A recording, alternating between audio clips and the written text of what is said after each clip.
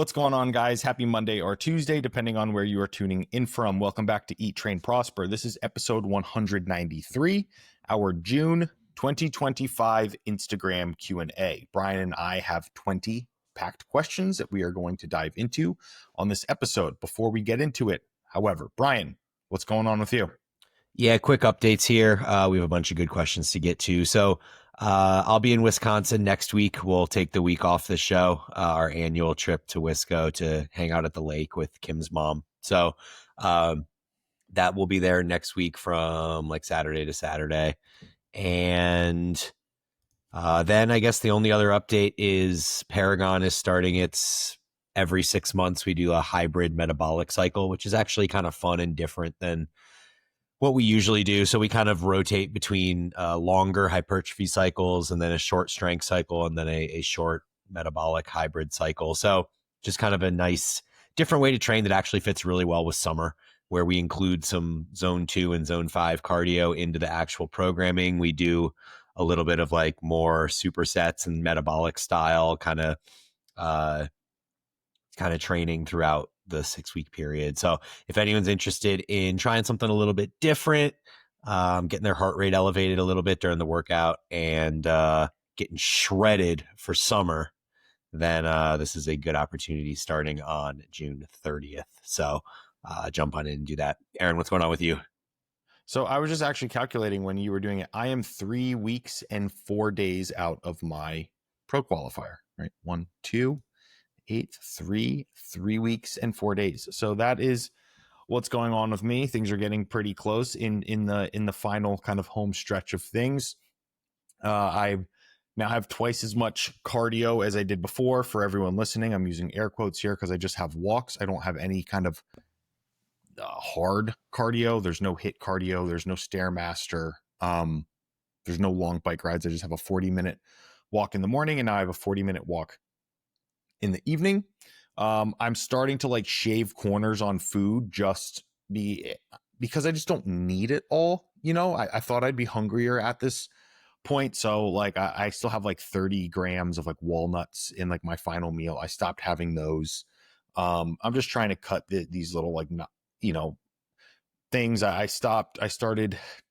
I push like half my bananas over to like frozen berries now. So I'm just like trying to like cut corners to make sure, I'm getting as lean as I can for things that I don't really need.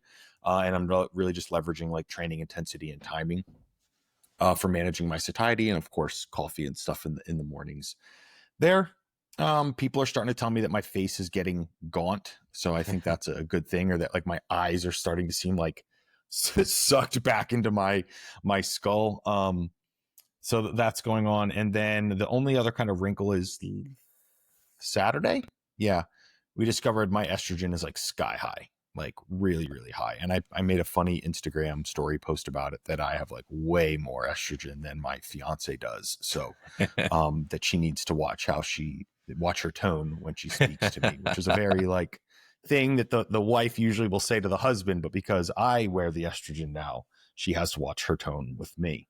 So that was a funny revelation, because I was like, oh wow, this is really high. But fortunately now we can just bring it down, and then as high estrogen holds water, so I should get like notably visually leaner as that water begins to dump, as we get my estrogen back to more appropriate levels. Sweet. Well, that's crazy and good to know, and glad you discovered that. Yeah. Have you found yourself more emotional in general?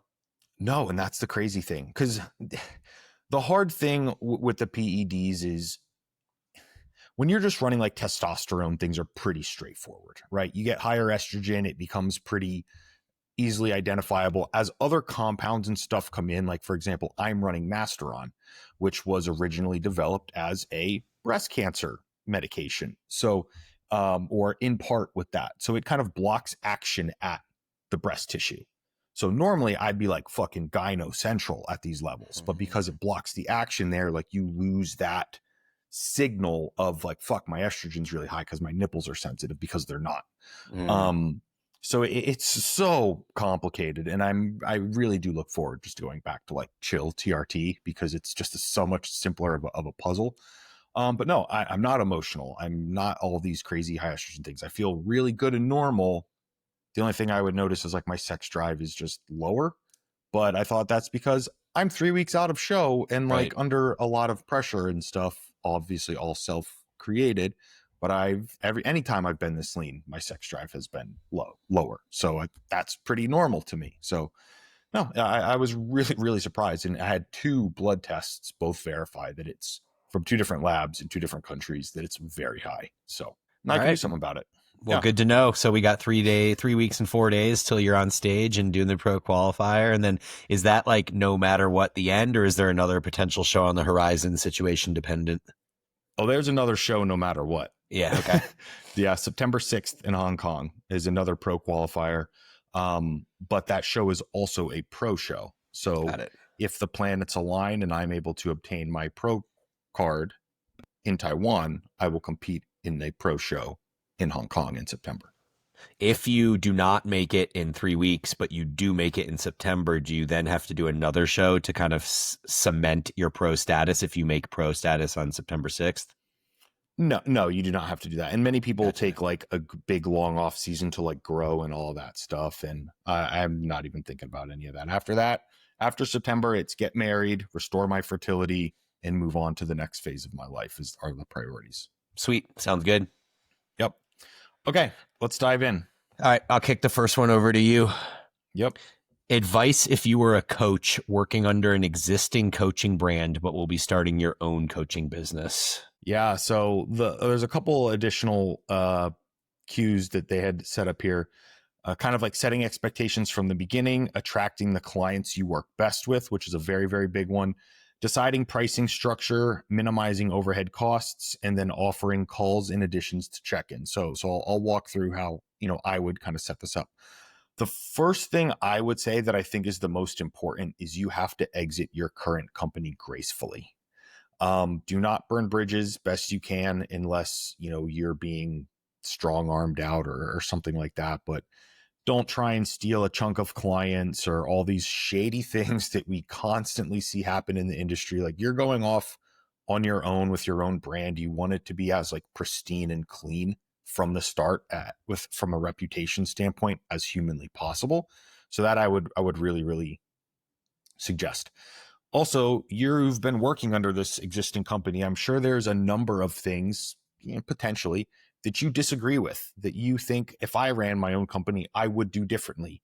There is your first kind of set of like operating baselines. Like these are the things that I had friction with, and I'm going to do differently with my own brand.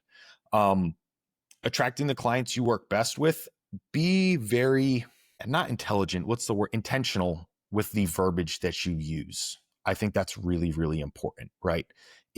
And try not to hop on like trends for social media growth and those sorts of things, because if you have a bunch of followers that are not the people that you would want to work with, they're not really helpful followers, right?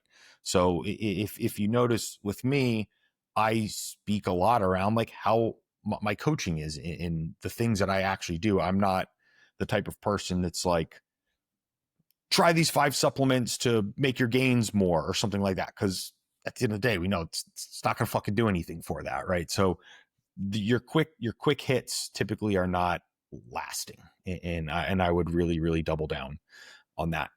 Pricing structure, you kind of just have to figure out what works for you. I've used paid in full before. I don't do it anymore. Every once in a while, maybe like once or twice a year, I'll get a client that wants to pay for like 3 months up front. I typically will let them, but I just like the simple monthly thing. It's really easy from a revenue to expenses management sort of thing. You don't have to extra future proof anything there. And then overhead costs, you should run pretty lean. It's your computer, maybe some software that you need. It should be, that's part of the why coaching is so lucrative, because it's like your overhead's like 3% or something like that, or 5%. It's incredible relative to other business models. And then the last thing, offering calls in addition to check-ins. Everyone's a little bit different here. I know people who that's all they do. They call every single one of their clients each week. And you have like 40 clients, 50 clients, you're doing 40, 50 phone calls per week. That sounds like an absolute fucking nightmare to me personally. Everyone's different. I'm not saying my way is better, but I I don't even want to fucking call my parents, let alone 40 people every single week. So I just know what works best for you in the way that you can effectively communicate, deliver the action items to that need to be action taken upon, and for your target demographic. And I think that's the best way to approach it. Yeah, that's all really good stuff. I feel like I agree with all of it, and we'll just add maybe like two other pieces of kind of personal context here.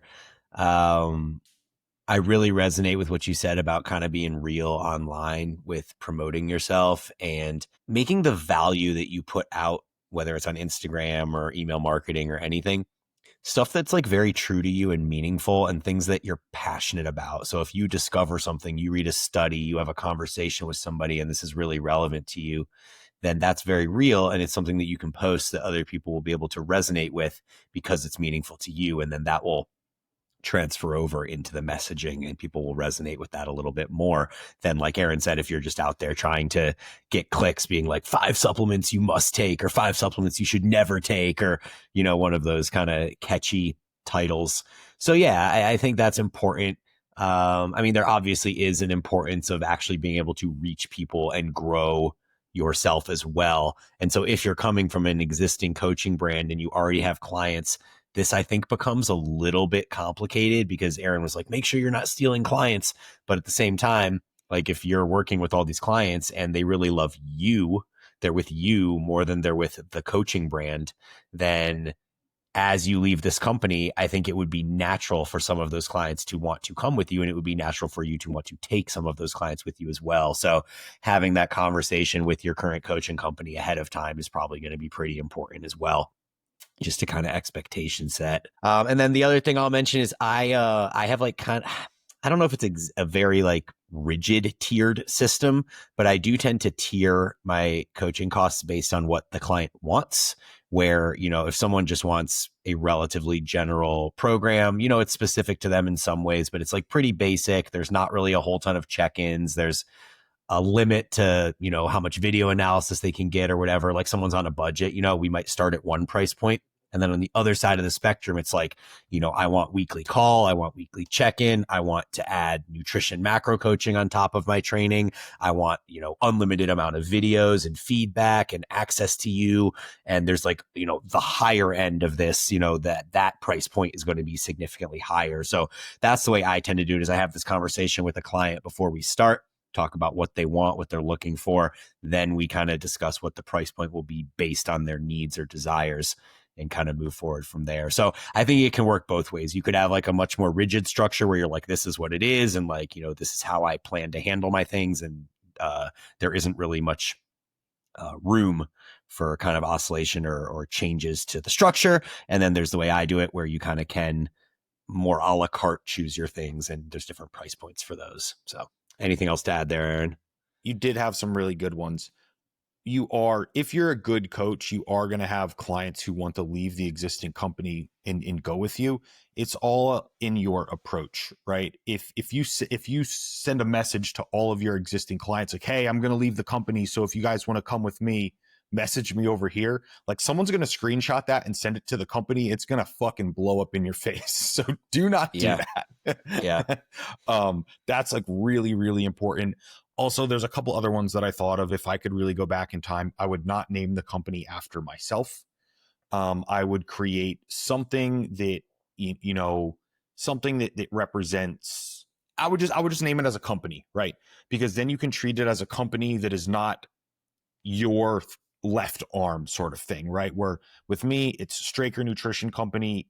And I have a very hard time separating Aaron Straker from the business named after myself. I would definitely change that if I could go back in time.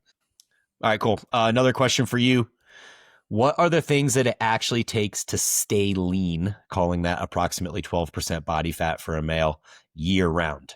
How much activity per day or week, and what kind of nutritional guidelines and structures need to be in place? So this one, I really thought about this one for a while, right? But at 12%, and I'm really curious to get your opinion on this, Bryan. At 12%, you're lean. You don't really have abs. You know, you're not, there's not fat there, but you're not like abs unless you have like incredibly well developed. If you're like a power lifter at 12%, you have abs because your abs are so well developed because you squat 600 fucking pounds sort of thing. At 12%, like you just have to be interested in the lifestyle, genuinely interested in that lifestyle. You know what I mean?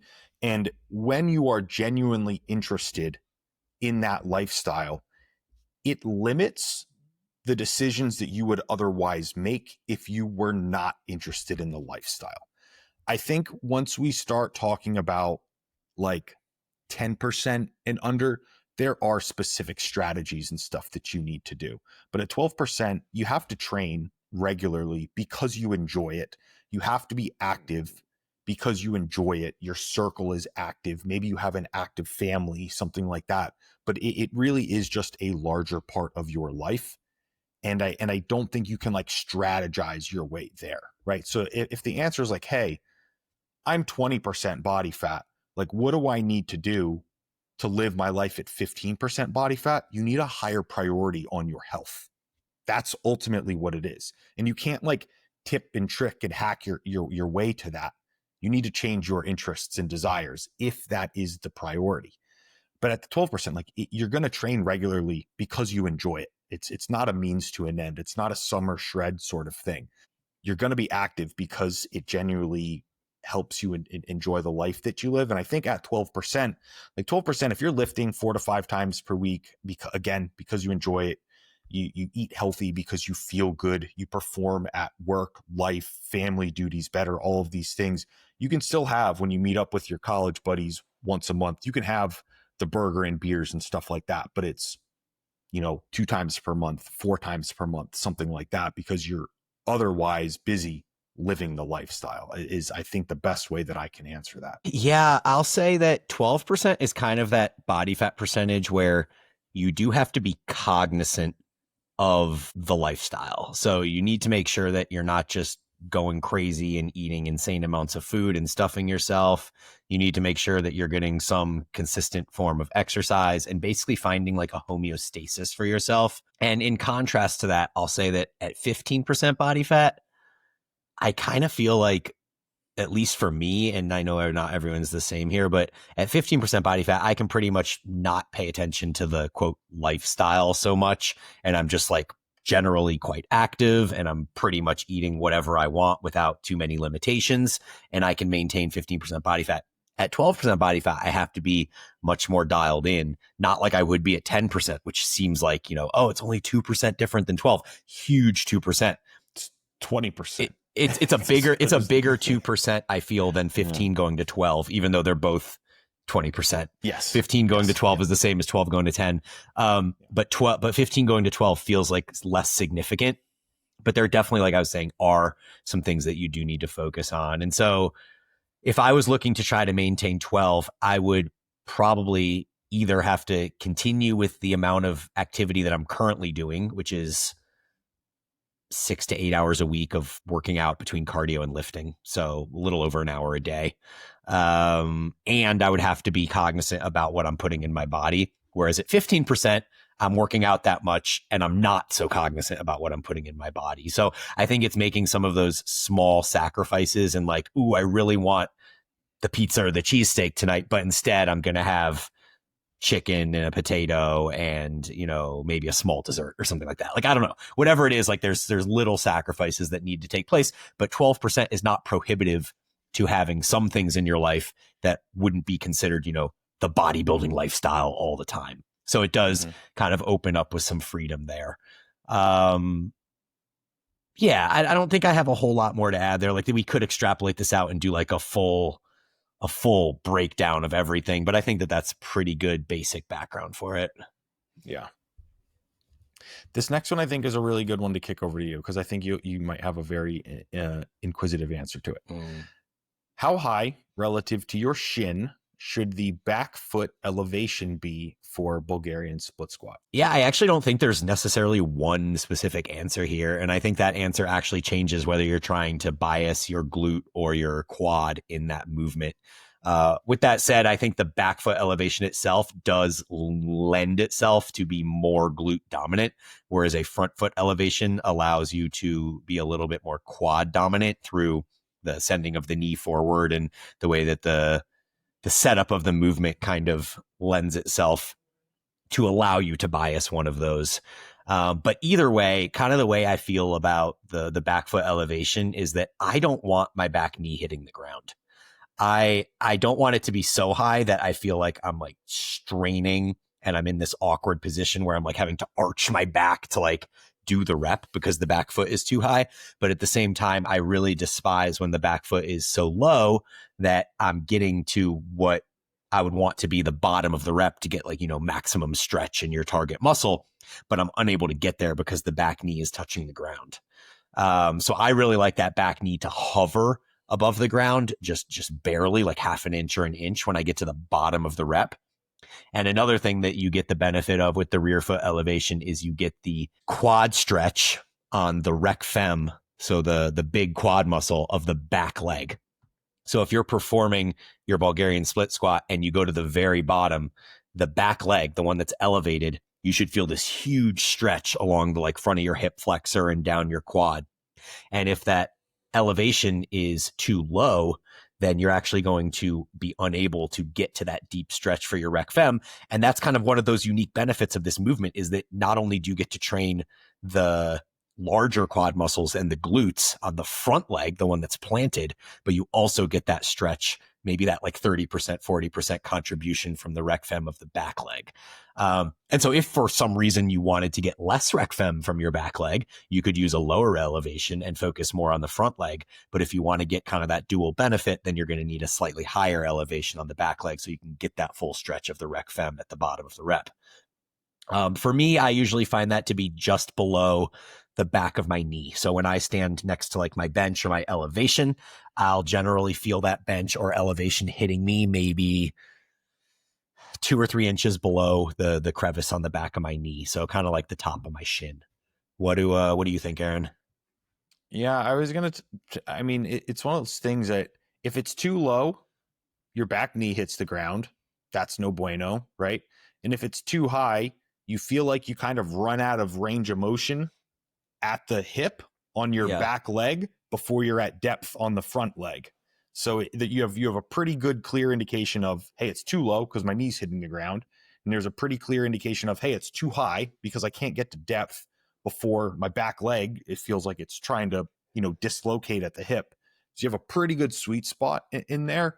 And then like everyone's different, it's hard to say because if you have like really short femur relative to a really long tib fib, it's going to be a little bit different than someone with the opposite. So just find that sweet spot where you're able to get to depth, but it doesn't feel like you're trying to dislocate your hip.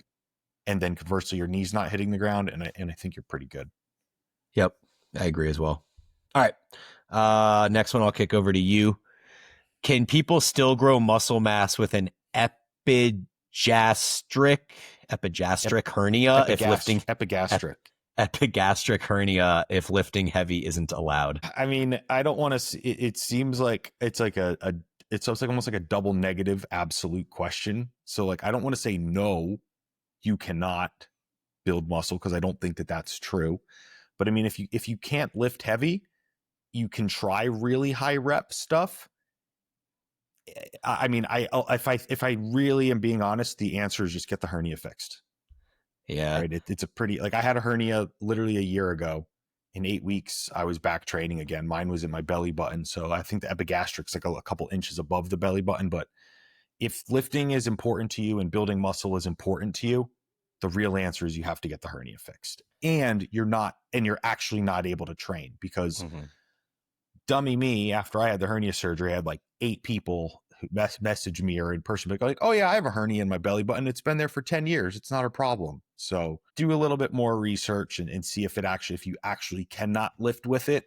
And if that is true, I would strongly encourage you to just go get it fixed. Yeah, I agree. Cause I think that the idea of doing higher reps is good in theory, but I think the problem you're going to face is that with the hernia, you don't want to do any like really hard bracing or internal bracing, where you're really having to push through like a really tough rep. And it doesn't matter if that's your 15th rep or your second rep. If you're getting to a point where you're having to really brace hard and push hard through a sticking point, then that's going to be more or less the same effect. So yeah, I kind of think that there isn't, the question is basically asking if I'm training 4 or 5 reps from failure all the time forever for the rest of my life, can I still gain muscle? And maybe, like, if we look at the science, we do see this inverse relationship between intensity and volume. So if you're going to use super low intensity, maybe you could do 20 or 30 sets per muscle group at 4 or 5 RIR and still continue to gain muscle with the hernia. I'm assuming that would be even more limited and further from failure on leg stuff. So maybe your legs would even struggle more to be able to build muscle in that situation. So I kind of align with Aaron and just say, yeah, do what you need to do to get it fixed if it's really limiting you in that way. Okay. This one for you, Bryan. What are the differences between Paragon and Evolved, if any? Yeah, so the backstory is that I started Evolved in 2017. It was my personal brand as I was kind of transitioning out of CrossFit into the more bodybuilding scene. The first program I ever created in Evolved was the original Evolved program, which is basically that hybrid between CrossFit, bodybuilding, strength training, Olympic lifting, gymnastics, basically everything that you would kind of do if you created a baby of bodybuilding aesthetic focus with the functional side of CrossFit. And then from there, I evolved those programs to then have the physique program, which is all free weights, and the Globo physique program, which is physique program for a commercial gym. Those were all quite successful. And I had begun coaching Lori, who's my business partner at Paragon, as a one-on-one client. And we were using a lot of the techniques and strategies that I used in Evolved. And after about 6 months, she approached me and was like, hey, we need to take this information and put it into Paragon so that we can reach more people.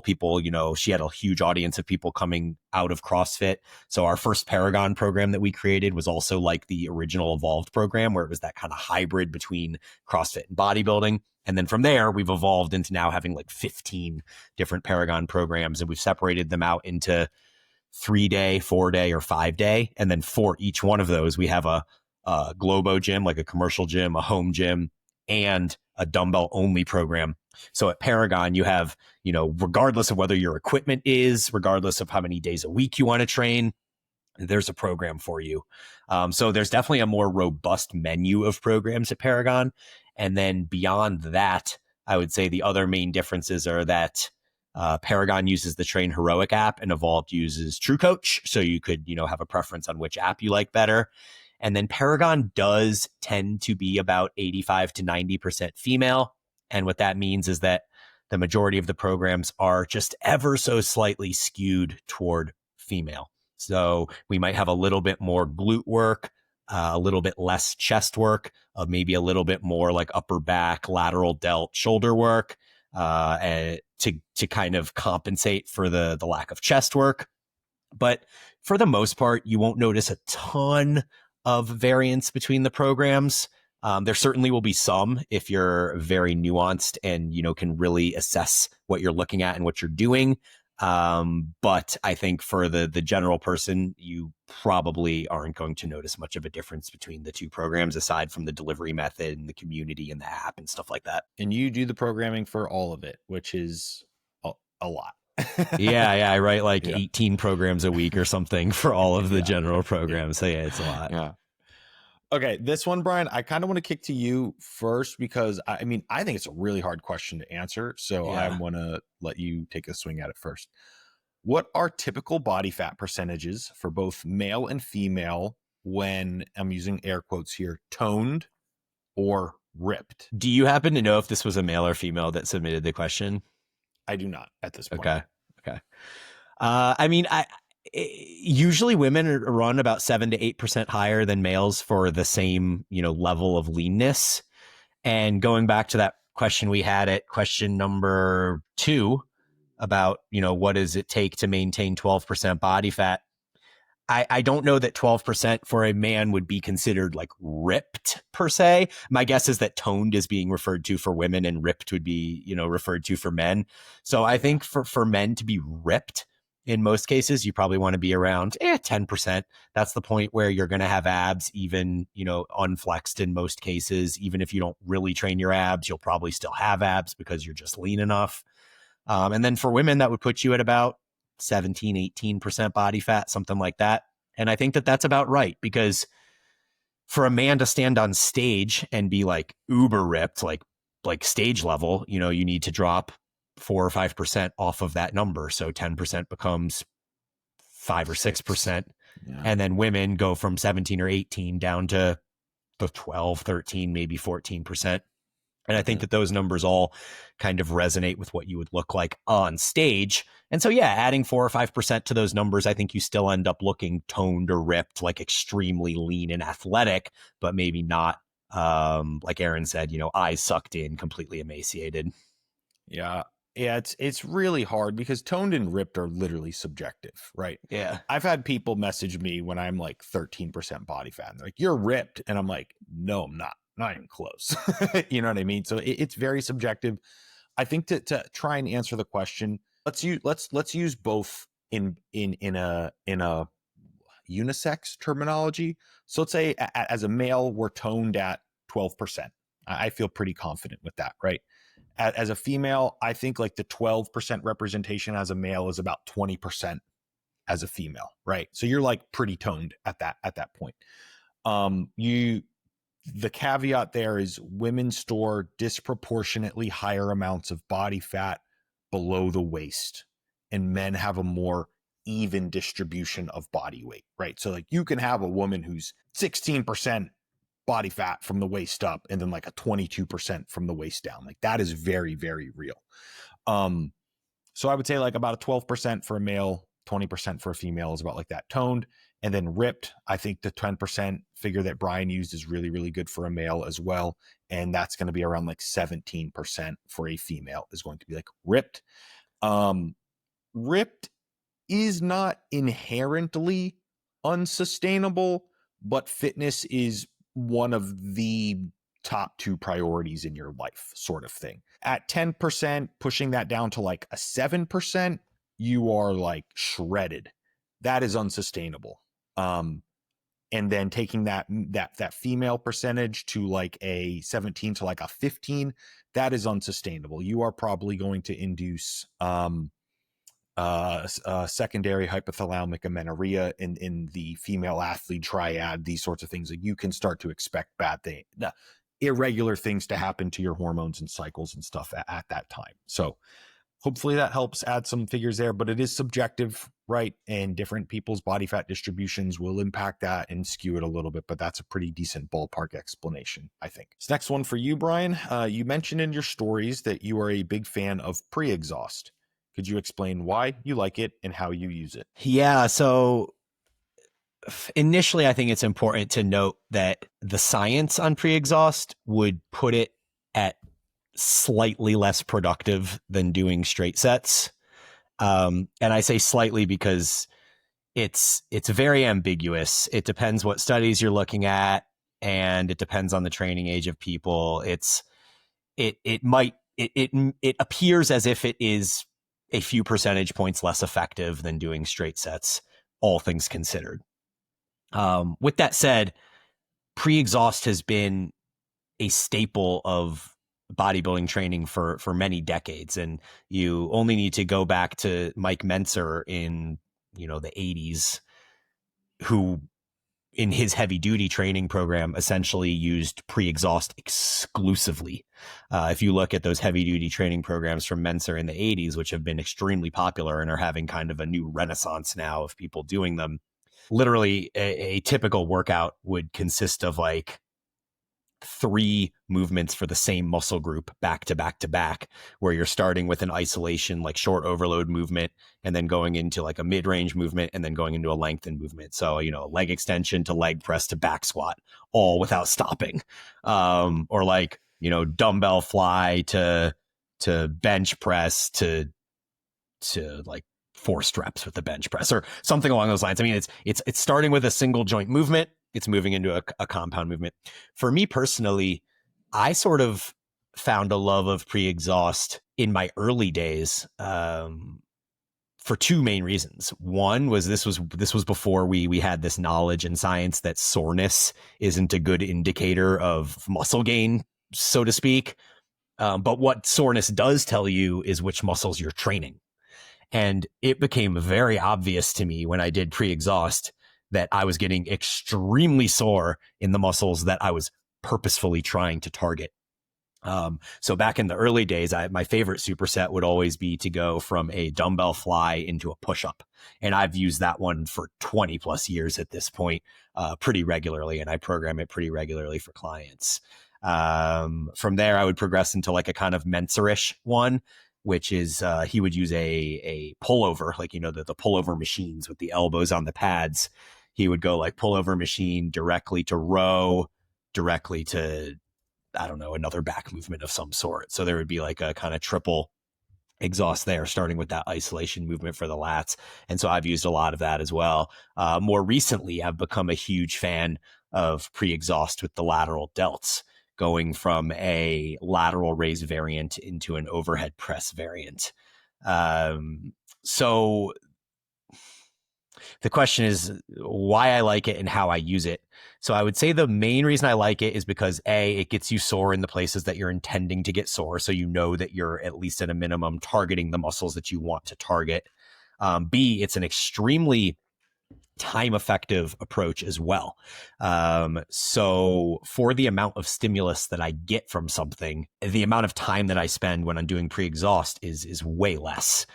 So it's how I use it. I often will use it exclusively when I travel. So if I'm at a gym and they have dumbbells that are only up to 50 pounds, then I'm like, crap, what can I do with 50 pounds? Well, I can't do dumbbell bench presses. So I can do dumbbell flies, and then I can go to failure on those. And then I can drop down and do a set of push-ups with my feet elevated on the bench. And if I do 2 rounds of that with a break in between, fly directly to push-up, rest, fly directly to push-up, rest, that destroys my chest. Like I can literally be sore for 4 days from just those 2 pre-exhaust supersets.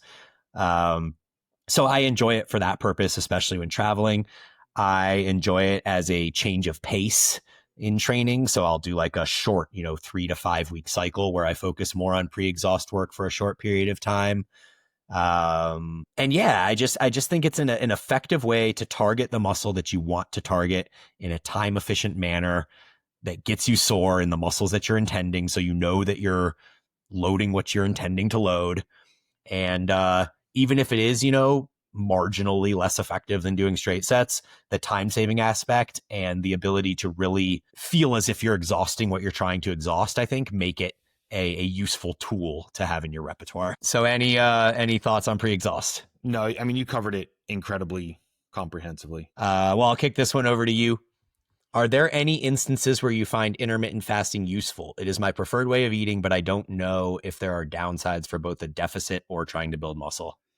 Yeah. So personally, I do not use it. Professionally, I will use it in times where I have a client who we are in the middle or towards the tail end of a calorie deficit. They do not want to take a diet break over a trip or a family vacation or something like that, and want to try and mitigate any caloric overages while on the trip. So I will use intermittent fasting in this approach because if we're on like a family vacation, right, you can, I typically have them like do a protein fasting in the morning, right? I say, hey, let's have some extra caffeine. It's going to hold you over until lunchtime.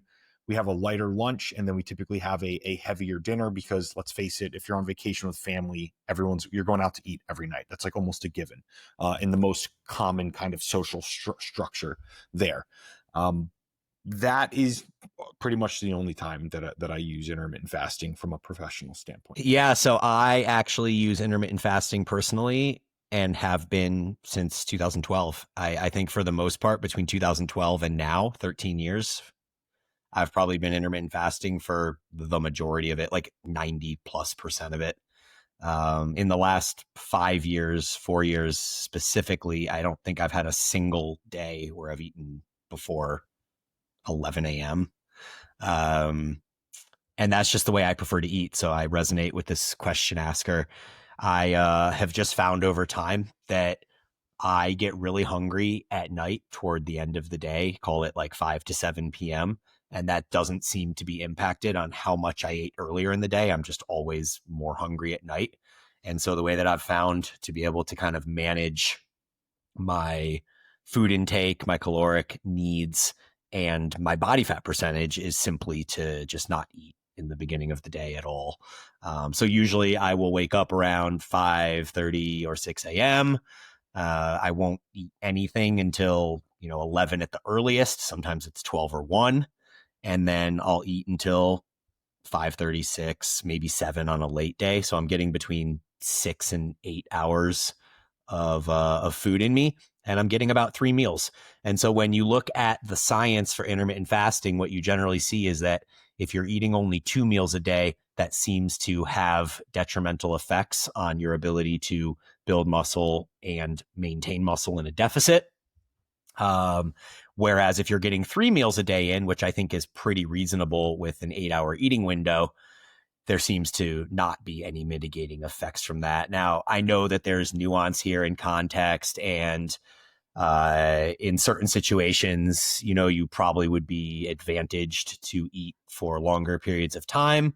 I acknowledge that, but I think, like my use of PreExhaust, that even if there is a marginal negative effect of doing it, there could be other positive benefits that potentially outweigh the negative associated with it that are likely individual to you, whether that's in the case of PreExhaust trying to save time or feel that certain muscles are getting trained. And I think the same thing can be applied to intermittent fasting, where even if I'm losing, a few percentage points of muscle gain or putting myself into a catabolic state unnecessarily for a couple hours, the end result of that being I'm able to manifest consistency over time, I think is likely the most important variable here. Very, very well put, Bryan. I do have a follow-up. I know you train in the mornings. So are you not doing like your protein carb when you're training? Yeah, I stopped doing that maybe a year ago. The Gatorade protein mix thing. Yeah, the sludge. Mm-hmm. Yeah, I don't do that anymore. I have found that I now seem to be pushing my training back to about 10 a.m. or 11 a.m. Mm-hmm. So in many cases, I'm not training like right at 8 or 9 a.m. anymore like I was doing. So in most cases, I will begin training fasted and have my meal after I finish training. The only time that I'll change that up is if I'm doing cardio that is not zone 2. So if I'm doing like higher intensity cardio where my heart rate is really getting elevated and I'm getting out of breath, I will usually make sure that I have some protein and carbohydrates before doing that workout or during it, depending.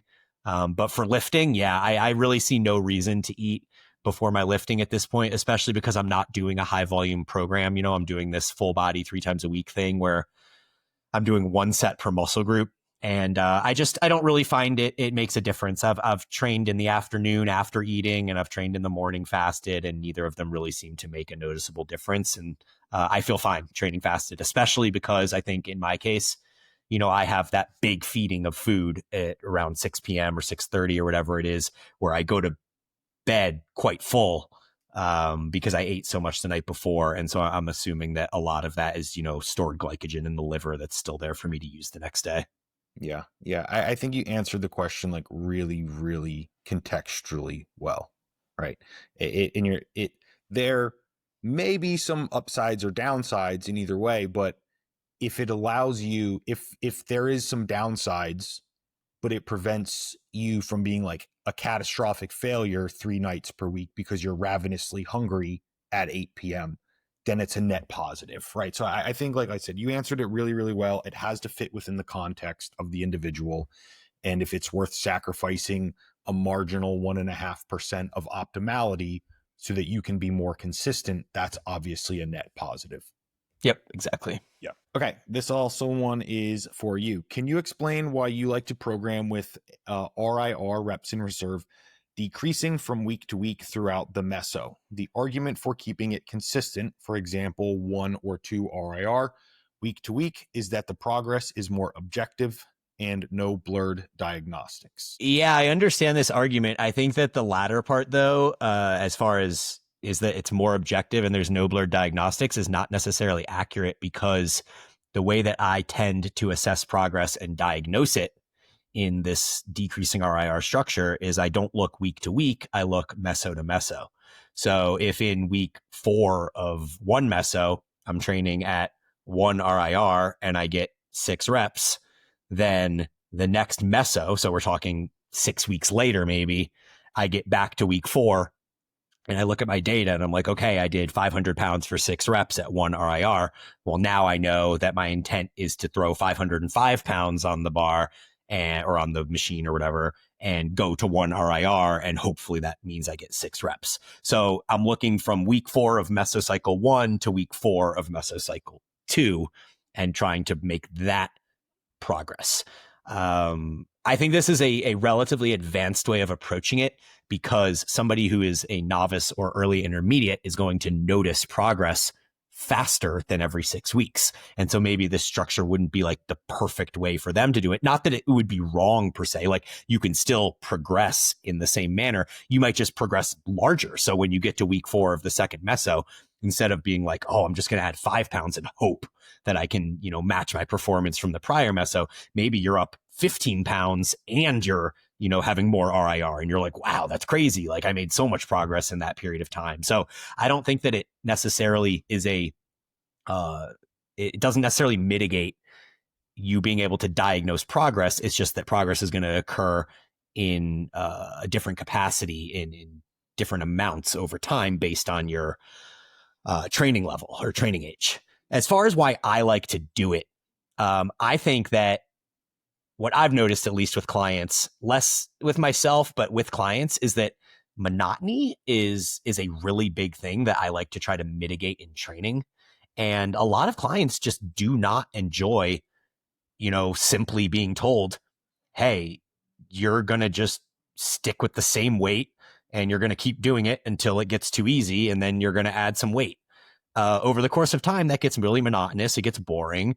It can get hard to get psychologically amped up for your sessions when everyone is basically like, all right, I guess we'll see if I progress today. The nice thing about decreasing RIR is that it gives you the facade of things.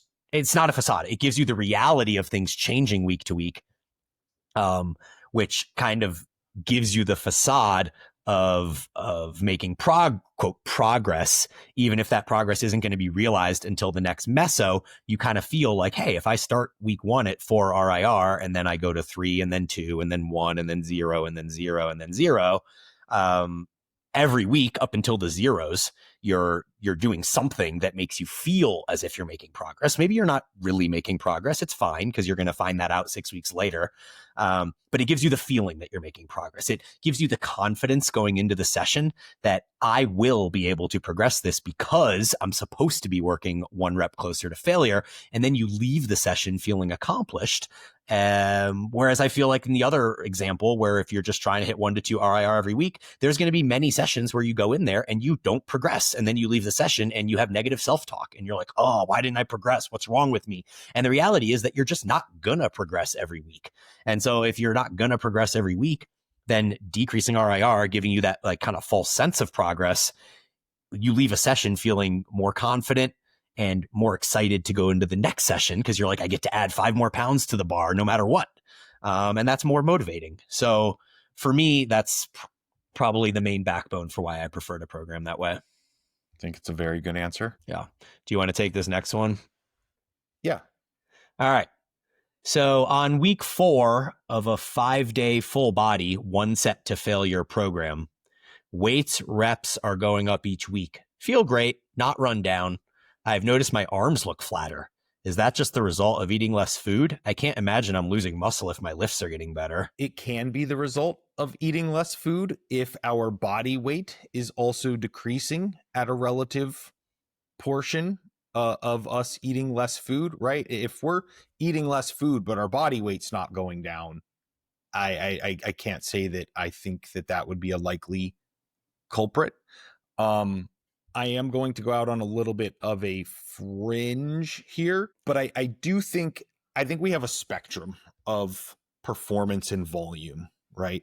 I do think there is a minimum amount of volume that is required to maintain a certain threshold of muscle mass, right? And that volume is not necessarily below the threshold of what it would take to make progress, right? So if my goal was like, hey, I'm going to train leg extensions as my primary leg movement. I'm going to do them like, every fourth day or fifth day or whatever. And as long as I get like one extra rep or I can micro load it, then my legs won't get smaller. I can't confidently say that I think that statement is true. And I think if you're at like peak your natural physique or something like that, and you are a higher volume trainee to build that physique, I think you're going to have a relatively high volume that's necessary to maintain that peak level of physique. I think the volume to make progress in strength is lower. We often correlate strength and hypertrophy because oftentimes they move in a linear fashion with each other, but they are not locked at the hip per se. I think there's situations where they can deviate is kind of what I'm getting at. Yeah, I think that's well said. I personally can note that when I tend to be in a state of eating less food, my arms tend to be one of the first things that I'm like, oh, why do my arms look so small and deflated right now? And so if you're eating less food, you have less glycogen storage, and therefore there's going to be a muscle on your body that deflates as a result of just having less glycogen storage in place. So your sarcoplasmic hypertrophy, that kind of hypertrophy that isn't real hypertrophy, but it like makes you be like a blown up balloon. It looks real. That's the sort of stuff that I think goes as soon as you begin eating less food. And if your arms are the muscle that tends to absorb that impact, then that makes sense. It may also just mean that you need a little bit more volume for your arms. Like everyone's different. So if you're doing one set to failure for all these different movements and you're doing the same thing for your arms, maybe they just need a little bit more. But my thought is not that. I think it's what I said prior, which is just that having less like glycogen storage leads to less sarcoplasmic hypertrophy, and the arms seem to be a muscle that tends to have that occur. To me, the first piece of my body that I notice looks small when I'm on a diet is going to be my arms. Yeah. What I would recommend here is a little test for you. Run like a 48-hour refeed, high carb, do your arm day or continue your training as is, and take measurements from like the day before you start the refeed, 48 hours after, take some photos and see if your arms have like regrew to their, size they're supposed to be. Then you have a very good objective. Like, oh, it's just a lower food. Yeah. Okay. Number 11. Yes. Okay. Since there are diminishing returns for additional sets performed of a certain exercise, is it better to perform less sets but a greater number of exercises, or vice versa? Yeah, I think this is a good question, but I think it's a pretty simple answer. If your goal is to improve strength, meaning that it's a skill on a specific movement, you would be much more benefited by performing that same exercise that you want to get better on for more sets. However, if you're training for hypertrophy, I think the calculation is the complete opposite. Because hypertrophy is muscle fiber specific, if you're just training a bunch of sets of one exercise, like bent over row for your back, then there's going to be a significant number of muscle fibers in your back that are not going to be targeted as a result of that. Therefore, if you were to take 5 sets of bent over rows and make that one set of bent over rows, one set of wide grip pull downs, one set of narrow grip pull downs, one set of one arm rows, and some other back movement. So we have 5 different movements for one set each. Then I think, yes, you are going to stimulate a greater number of muscle fibers. You're going to have more well-rounded hypertrophy across your target musculature. And I think ultimately you are going to achieve your goals of hypertrophy better than you would if you were doing 5 sets of the same movement.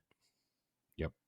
The only small little caveat that I would add there, if you're training at some location that just has like poor equipment availability and you're trying to like jump through hoops to make variations, and there's like one really good back machine that like lights up the spot that you want it to light up, I'm probably going to do more sets on that one back machine and not go searching for variation to like the vast depths of trying to make something work that's not worth it. Yep. I'll also just add that I think that diminishing returns that was mentioned is actually going to be applicable to any exercises that work similar muscle groups, in that if you're doing 5 different exercises for back, you're still going to have diminishing returns across each exercise that you perform, probably less than you would if you were doing 5 sets of the same exercise, but still, regardless, you're still going to get the biggest return from the first set of the first exercise that you do. So as far as priorities go, maybe order those exercises in a way that are specific to you and your needs. Yep. Really well put. Cool. All right. I am wanting to see my 6-pack muscles more. I'm very lean at the end of a deficit. How do I know if I need to lose more body fat or do more weighted ab exercises to build those muscles? We have to make some assumptions here. I'm going to go with the assumption that I think you just have to lose more body fat. If you've been training consistently and follow a pretty decent programming that has some level of like lower body compounds that requires bracing, hip hinges, lunges, deadlifts, like there's going to be ab development there. I think, unfortunately, where the abs show up, especially genetically, right? You can have, like I mentioned, the powerlifters earlier in the episode, they're going to have really well developed abs. So they'll show up when they're fatter because they're just bigger. If you're on the, team underdeveloped side, like you're just going to have to be leaner for them to get there. But if we even take like think of like what are some athletes that are not overly like muscular but really lean? Two that come to mind are like swimmers and gymnasts, not the like male gymnasts who are super fucking jacked. I'm talking like your female typical gymnasts who are still endurance runners. Yeah, like, endurance, really good. Yeah, they have abs because they're just pretty much dick skin lean. You know what I mean? So I think, unfortunately, the answer might be I think you're not as lean as you had hoped you were, which sucks. I get it. Believe me. Yeah, I mean, if you really are like really lean and you have the outline of abs, but there's just no bulk to those abs, then yes, maybe at that point you're talking about maybe doing some more ab exercises to actually build your abs. But until you get to a point that you're lean enough that you legitimately can see your abs, because you could do zero ab work, like literally zero, and if you're lean enough, you will have abs. So until you're at the point where you're lean enough that you have abs, and you're just like, I want to have more space between my abs, then that would be the situation in which you would add weighted ab exercises. Yeah. Another good way to tell if there's veins in the abs, like at the end of the day, after you've had a day of eating and stuff like that with some level of like glycogen and stuff, if you have veins in your abs at night, but still or veins in your stomach, I should say, that are clearly visible under the skin, but no abs, then I would change my answer to the latter part of we need some additional hypertrophy. Yep. Because that's objectively really lean. Okay. This one I'll kick to you, Brian. If we can't build muscle in a cut and are trying to just maintain, how come it isn't recommended to do lower volume or the least amount needed to maintain? I think that is right. I think that is more or less the way that I approach it. And I think that for the most part, science supports it. There was a period of time in the late 2010s where Mike Israetel was really big voice, talking about volume and how important volume was.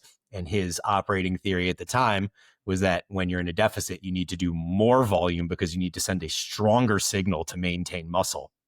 I think that now we've kind of turned a point in the industry where that recommendation is kind of actually the opposite. It's kind of turned on its head, where just like this question asker said, doing lower volumes is likely more recommended because you have lower energy reserves, lower recovery resources, and we can look at the maintenance volume literature and we know that you can maintain muscle with significantly lower volumes than it takes to build it. And so, yeah, my general recommendation for people on a cut is to lower volumes, increase intensity. I can also reference Chris Barakat, who recently got his pro card, or recently as in like 2 years ago, but he got his pro card. And one of the things he talked about was that all he did for his like quad work or hack squat, specifically with his hack squat, was he would do one set. And he started his cut, being able to do, call it 5 plates for 6 reps.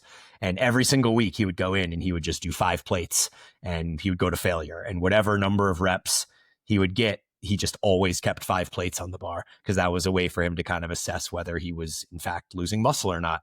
And I think he mentioned by the end of the cut, like right before he got on stage, he was doing 4 reps with the weight that he was doing 6 reps with, at the beginning of the cut. And so that's pretty solid. Like if you go through an entire cut and you get stage ready and you only lose 2 reps, that goes to show that I think that was quite effective. I feel very perplexed about this question, honestly. I do think that everything that you said, Bryan, is factually correct, and I would never argue the science on that. I do, however, feel it is a very defeatist attitude, right? And it typically doesn't lend itself very well to a calorie deficit, like environment where people struggle with so much already, right? So if we were to like rewrite this as, if I'm not going to get a raise in my job this year because there's no money in the company, like why shouldn't I just do the absolute bare minimum that's necessary to keep my job? And like the answer is like, I mean, yeah, you probably should or could. It's probably not going to work out in your best favor. And that's a dangerous attitude to take through life kind of thing. So that's like a little bit of an extrapolation. The other thing that I think might be more applicable for the specific question asker, if you're breezing through your cut and hunger's not an issue, your training's still enjoyable, you're finding other positive ways to like fill your time, and you're making progress at the rate that you're looking for, wonderful. Operate in this way. I feel like it's maybe not the best recommendation to take an energy expending activity and pull it back to purposefully expend less energy, especially doing something that will blunt appetite at a time where people could really use some help with appetite blunting. So I think like I'm taking it, unfortunately, the question that's true in this container and extrapolating it a little bit more, which is not necessarily what the question asker is asking. But I think it all comes down to like, if you're struggling to make your rates of progress and stuff in your cut, I don't think just going down to the absolute bare minimum of volume is going to help you turn that corner, is kind of what I'm trying to say. I feel like I'll push back in the sense that you can manage caloric expenditure through much more effective ways than trying to do it in the gym. Like for you, walking 40 minutes twice a day is probably a better approach than you just slapping more volume onto your strength training because you want to burn more calories. So I think that there's that argument. And then the other side that I'll say is like, I don't know that I would recommend just going into a cut and being like, okay, drop volume to the lowest amount possible. I think that it's a process of tapering it over time, where at the beginning of your cut, you're likely training with similar volumes to what you were doing before you started your cut. And then over the course of the deficit, you begin to kind of take some volume away over time as your recovery resources deplete and your motivation depletes. Because I think the risk of doing too much volume in a cut is that you begin to kind of burn out psychologically. And that's what I've noticed with myself and with clients is as the cut goes on, it's like, fuck, man, those 3 sets of hack squats that I was doing before, I just can't do them now. Like I would much rather psychologically go in and do one really hard set and, feel like I'm doing good quality work that has an impact than to go in and just kind of go through the motions for 3 sets. And then to also feel so depleted from that I can't imagine going in the next week and doing my 3 sets all over again. Those are very, very good counter arguments. And I agree. It's as recovery as you can no longer recover from your current volume, like you need to reduce your current volume. But I wouldn't just say, all right, well, deficit starts tomorrow. I'm not going to build any muscle. So let me do the absolute bare minimum. I would not do that either. I agree with that. Yeah. Cool. All right. Curious about both of your hydration. How many ounces do you drink for the day on average? Mine's getting high because I'm getting quite lean now. So you start peeing all the time and stuff. So it's not a great thing. I would say this is my typical bottle. I think it's 24 ounces. I'm probably doing like 8 of these per day, maybe 10, all things considered, with 2 electrolyte packs per day. Yeah. So yeah, you're at like 200 plus ounces, which is, well over 1.5 gallons. And even like right now, like I'm talking on the podcast, so it's a little bit different, but I do feel like I could drink a lot. Like I want water right now. Yeah. I'm also uber hydrated all the time. I don't know the exact amount of liquid that I'm consuming, but I usually have 2 element packs per day in 18 to 24 ounces of water in each one. And then this is my bottle. I think it's 24 ounces as well. I'm not entirely sure. And I would say I have 6+ of those per day on top of my elements, maybe even more. Like I would say I'm also above, 200 ounces likely per day.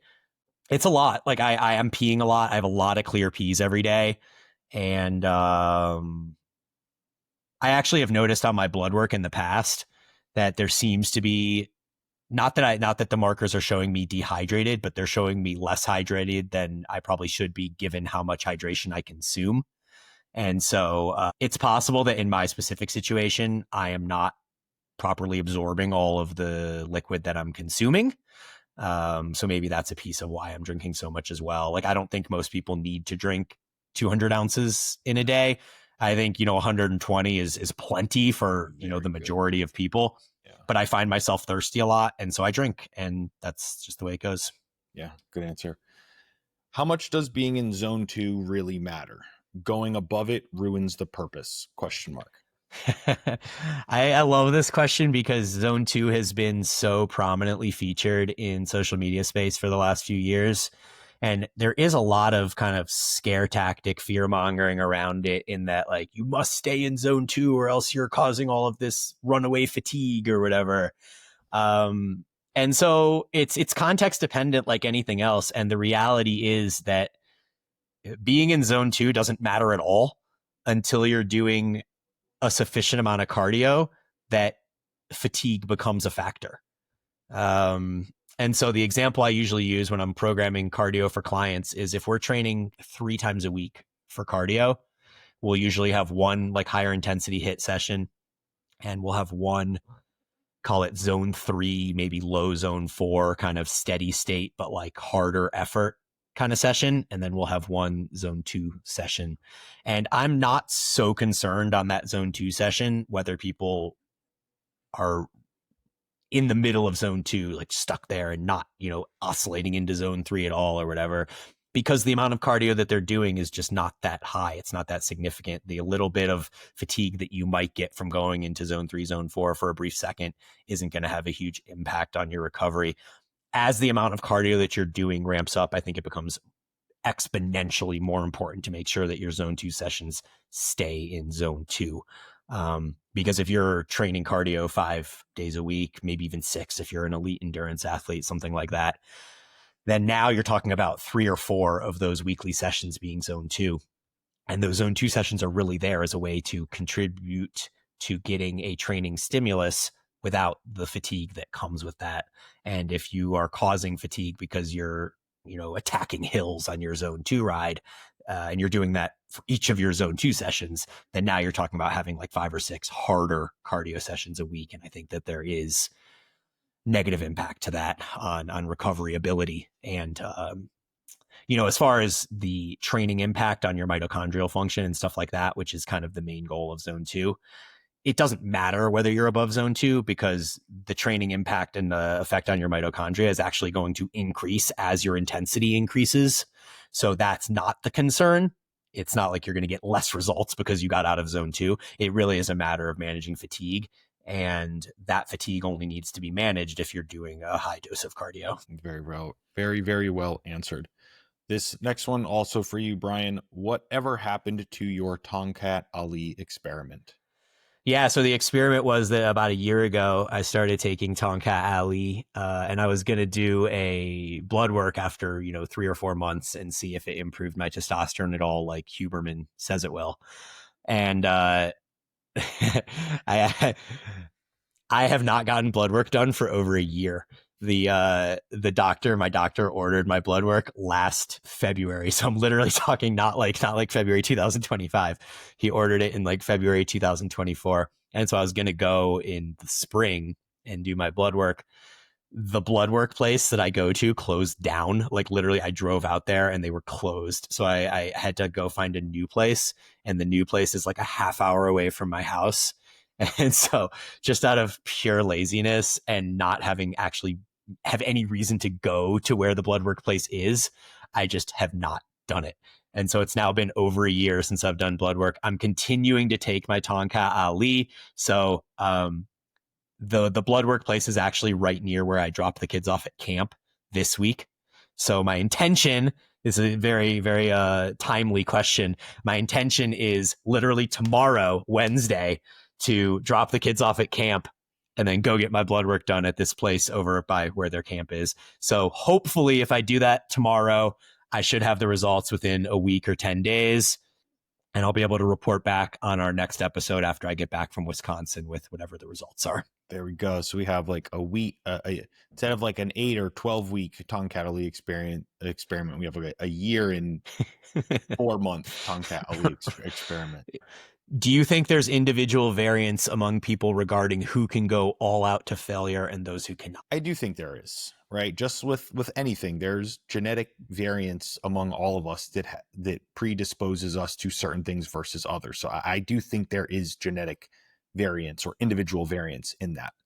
I also think there is like an accumulation or not in, how do I want to put it, in a condition of being exposed to things gradually, which changes your ability or not, right? If you're, I don't know, you've been training for a couple months and then you like meet some new friends and they're like, come train with us. And they just train like psychopaths and are taking everything to failure. Like you're going to fall the fuck apart. Right. But if it was like as I generally get a little bit more into the gym and I start training harder because I enjoy it. And then I find out about this like high intensity stuff, like as you inch toward that way, I think anyone can become more accustomed or not.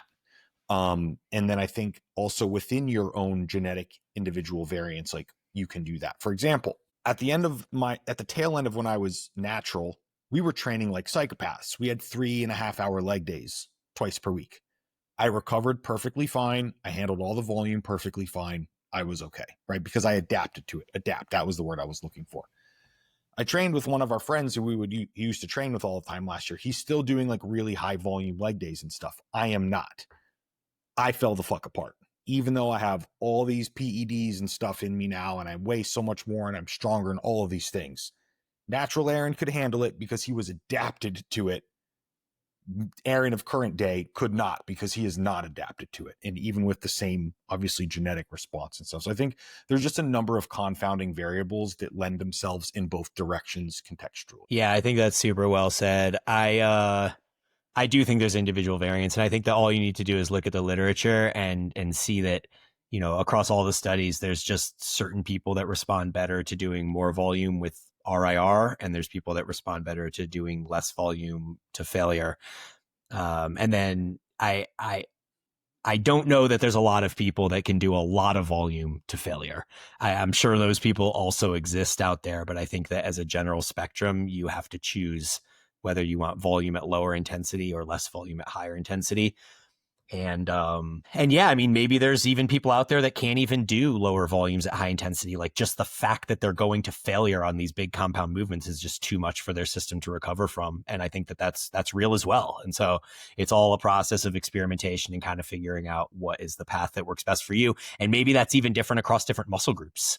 Like for what I'm finding right now is that my 3 times a week full body program is working great for my upper body, but it hasn't been working so great for my lower body. And so I've made some changes where now I still do my 3 times a week upper body with the super low volume with the higher frequency, but I'm now just sprinkling in leg sessions with more volume every 5 days. So I'm not actually doing a 3 times a week full body program. I'm doing a 3 times a week upper body program with a leg session every 5 days. And that's just kind of what I've realized is working for me at the moment. And so this is just a process that, you know, you need to figure out. Definitely. How much time do you spend in a week across all activities? What does the week look like? That's a good question. I like that. So if we count walking, I spend about 2 to 3 hours a day on activities. If we don't count walking, I think it's quite a bit less because walking is slow and it's time deficient, time inefficient. Yeah. Okay. So I lift,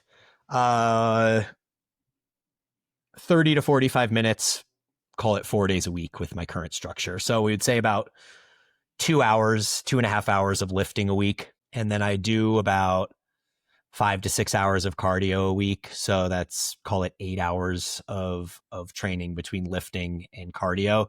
And then, yeah, I probably walk about an hour a day. So 7, 15, I'd say 15-ish hours a week of movement, counting walking, and 8 hours a week if you don't count walking. I feel like my answer is not really overly helpful because, again, just to provide the context, I am 4-ish weeks out of a pro qualifier context. It is the most time consuming part of my life. I would not call it my highest priority, but it's very, I need to provide that context, right? I don't do this when I'm not doing this.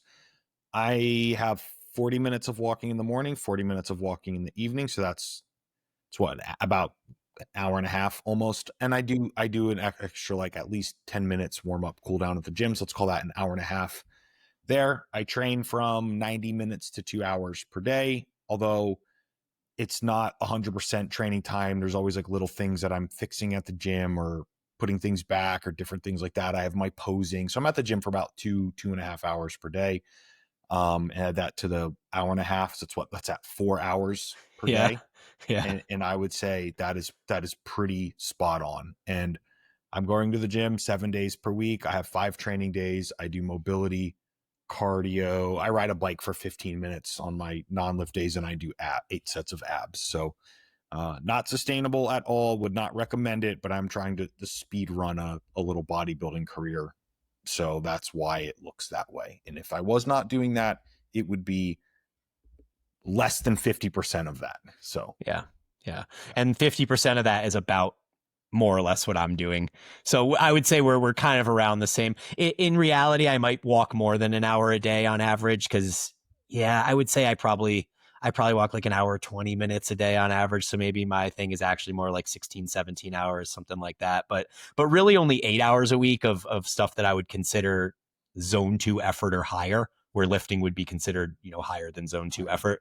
And then the other 10 hours are walking and stuff. So really only 8 hours of actual like training. Final 2 questions are for you, Bryan. Best ways to improve running form for lifters, improved cadence and GCT already. Ground contact time. Okay. So in running, this is something I learned only like 2 or 3 years ago. The goal is to run at a cadence of approximately 180 steps a minute. So to provide context, I'm a bad runner.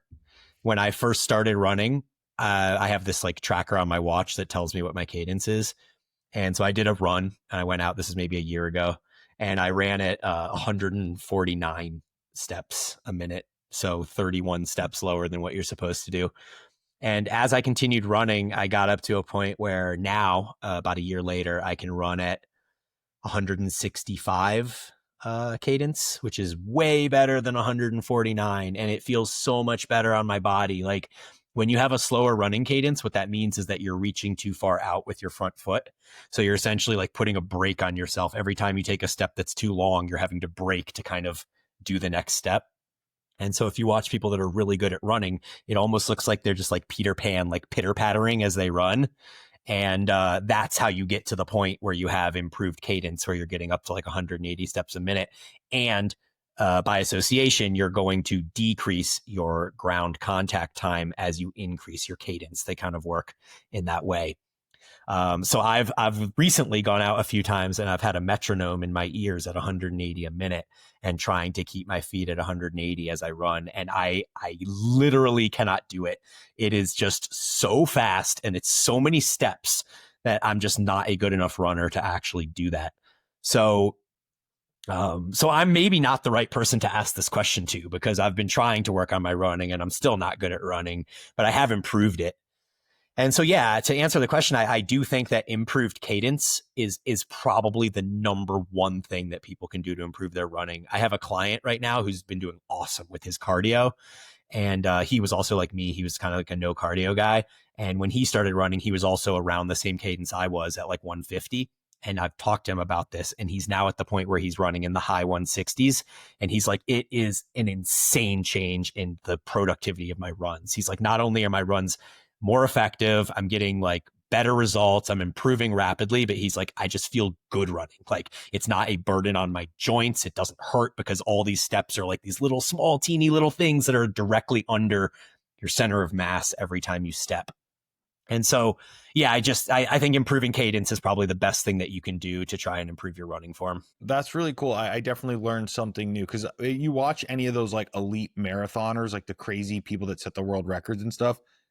That's how they run. And I never really thought much of it. But the second you explain that, I was like, oh, that I know what that is. Like I watched those people run like that, but I never knew that like that there was a reason why. So that was cool to learn. Yep. Okay, final question for you, Bryan. What running workout type moved the needle most for you? Zone 2, threshold, hill, etc. Yeah, I mean, all of them. But the reality is that until you're a decent runner, you can't even run in zone 2. Like, I consider myself to be a like intermediate runner. Like, I'm definitely not a good runner, but I can run in zone 2, but it doesn't feel natural. Like, my natural gait of what would be looked at and be like, wow, you actually look like you run relatively well. I can't do that in zone 2. Zone 2 ends up becoming like a shuffle almost, because I have to be running so slow to stay in zone 2. These numbers might not mean anything to people, but like, I can run my first mile in zone 2 at about 10 and a half minutes. But then with cardiac drift, by the time I get to mile 3 or mile 4, I'm running an 11 and a half or 12-minute mile just to stay in zone 2. And so what I've realized is that slow speed of 11 and a half or 12-minute miles is so slow that my running form just falls apart. And it just, so if you film it, it just doesn't even look like I'm running. It looks like I'm shuffling along. And so I don't really think running in zone 2 is a great idea for people until you are a good runner. Like, you have to at least be good enough to be able to run, I don't know, maybe like a 10-minute mile is probably like a good estimate for being able to keep decent running form while still running. And I just can't do that and stay in zone 2. I think hills are probably the best tool you can use to improve your running, because it forces you to run, quote, properly, in that being on the hill forces your feet to end up being underneath your center of mass on each step. And you end up staying in the forefoot as you run because of the grade of the hill. So running hills is absolutely 100% can be the best way to improve your running form. As far as moving the needle on like your fitness from running, I think it's more those threshold workouts where you're in that like zone 3, zone 4, where you're able to implement quality running form because it's not too slow like zone 2. But the caution that you need to have when you're running in threshold is that you can fatigue out pretty quickly, and then your running form just turns into like a hot trash sandwich. So I find when doing threshold work that it's best done as intervals. So I find about a minute is the most that I can really go and really maintain what I consider to be really quality running form. And then I take a minute off where I'm just walking to recover. And then that allows me to kind of recuperate enough that I can do another minute with really good running form. So I think you need to just kind of experiment with each of those and figure out which ones you can keep good running form. So think about the prior question. What is your cadence at these different types of cardio that you're pursuing? And what does your running form look like on each one? And then kind of being able to formulate some sort of, like I said, interval plan if you're doing threshold, like minute on, minute off, or something like that, where you can maintain really good quality technique while continuing to work on, your fitness through those protocols. Wonderful.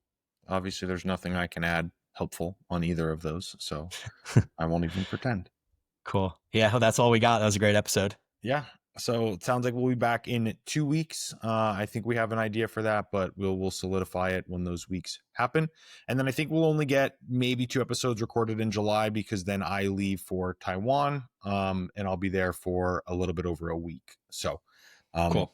As always, guys, questions, concerns, those sorts of things, you can ping Bryan or I on Instagram. As always, thank you for listening. We'll talk to you soon.